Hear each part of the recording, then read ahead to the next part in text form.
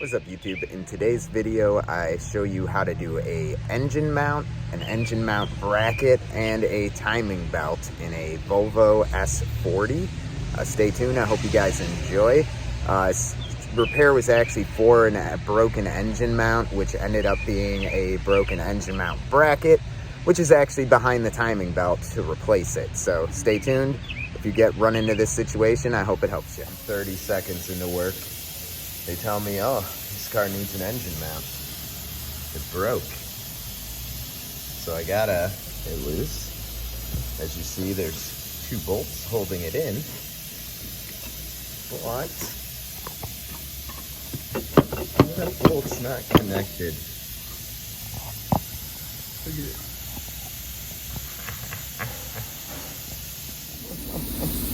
It's a solid chunk of the motor.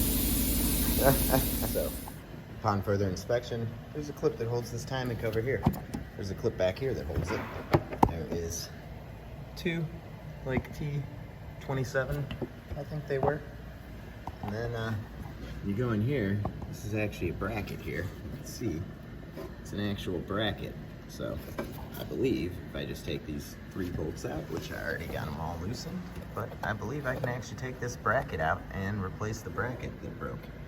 So it wasn't the block, it's actually a bracket under the timing cover. So let me get that out and I'll show that to you. But if you ever think you fucked your engine block, maybe you did not. So I think this piece, yeah, that sucks. So you'll have to do a timing job in order to replace it, because this whole bracket has to come out here. So this piece is technically this entire piece here. So the job got way bigger. They're gonna need a timing belt. I mean, they don't need a timing belt, but if I have to take the timing belt off in order to do it, might as well replace that damn timing belt, right? Doesn't look terrible, but you know, hey, it looks like we're gonna have to do a timing belt.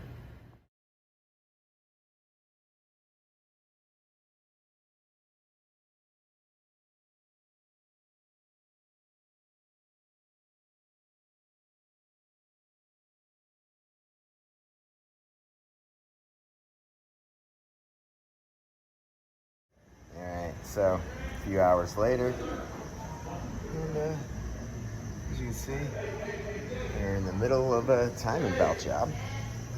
So, you see, this is what broke. It's actually this bracket that goes right here, conveniently underneath the timing belt. So you have to literally do the timing belt in order to get it out.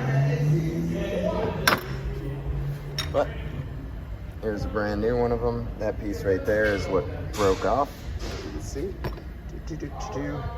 So, just getting a new timing belt and a bracket. Freaking hot. It's not really the easiest timing belt to do either. You can kind of see, I put paint on there. You can't even really see it, but there's like a very, very faint scratch in there that you can't even visibly see. That's how shitty the timing marks are. They mark to these little notches in the valve cover, or the timing cover, which are marked. As you can see, I even did the date and mileage for them just to be nice. And then down here, oh here, let me lower the engine for you real quick. Oh yeah. My lift's kind of annoying.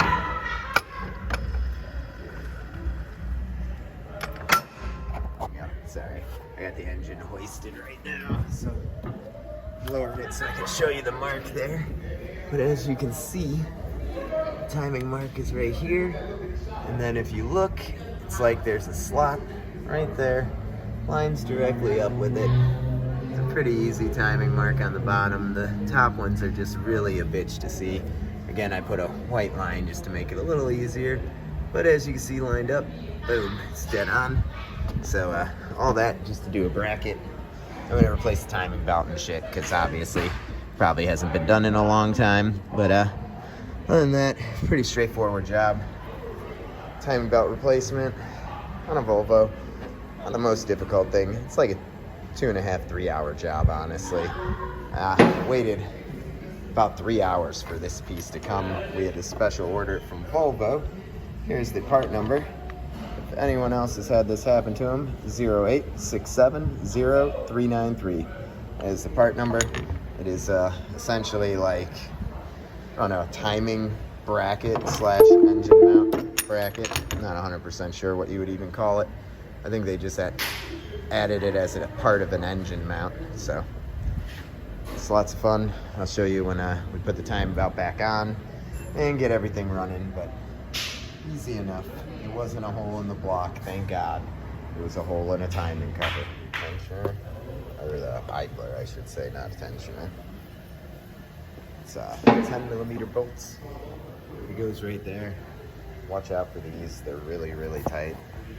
My hand went straight into the gear when I actually broke it loose, so be careful there. I did have to raise the engine in order to fit a wrench to get the lower one, because it's gonna be sitting way down there at normal height. But 10mm bolts for those two, and then we'll put the new tensioner on and then throw the belt up in there. So here's the old tensioner and the new tensioner. Old tensioner is definitely bad, so it's good to do. So I lowered the engine as much as I could. You can see I got the new tensioner right in there. You can kind of see the little slot piece in it right here. When you're looking up, there's actually a metal slot right there that it locks into. And then I got a little grenade pin in here. Once we get the belt on, pop that out and it should tension itself. We'll kind of finagle it where we want it, but I'm gonna put the belt on next and we'll go from there. Alright, so there's the new bracket installed. I had to lift the engine all the way up in order to line everything up, but there you go, new bracket. With the bracket all installed. These 3 bolts are 12s. Lower bolt here that holds it in is a 12. Upper bolt is a 10. And then the 2 engine mount brackets are also 10 mils.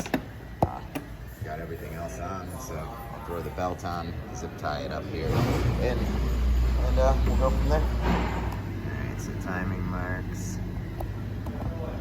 They're looking pretty good there. Now I just gotta finagle the belt down there. So crank. It's dead on here. No. Timing marks. Pretty fucking good. It's decently, not crazy loose, but not crazy tight. So I should be able to take out a little tensioner pin now. And it should tension the belt. We will see.